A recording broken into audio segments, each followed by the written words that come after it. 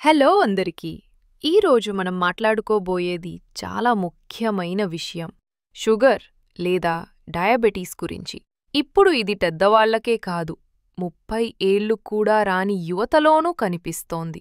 మరి ఈ షుగర్ రాకముందే శరీరం మనకి ఇచ్చే హెచ్చరికలేమిటో తెలుసుకుందాం.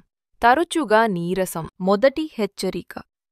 తరచుగా నీరసం, అలసట. చక్కగా నిద్రపోయినా, మంచి ఆహారం తిన్నా ఎప్పుడూ అలసటగా ఉంటుందా? అంటే బాడీ గ్లూకోజ్ని సరైన విధంగా ఉపయోగించలేకపోతుంది. ఇది షుగర్ ప్రారంభ సూచన కావచ్చు. ఎక్కువ దాహం అండ్ మూత్రం. రెండవది, ఎక్కువగా దాహం వెయ్యడం, పదే పదే యూరిన్కి వెళ్లడం. ఇది బాడీలో షుగర్ ఎక్కువై మూత్రం ద్వారా బయటికి వెళ్లే ప్రయత్నం చేస్తున్నదని సూచన. ఆకలిగా అనిపించడం అండ్ స్వీట్స్ కోరిక. తిన్న వెంటనే మళ్ళీ ఆకలిగా అనిపిస్తుందా? లేదా స్వీట్స్ తినాలనే కోరిక పెరిగిందా? ఇది బ్లడ్ షుగర్ లెవెల్స్ మార్పు వల్లే వస్తుంది. మెడ, చంకల్లో నల్ల మచ్చలు.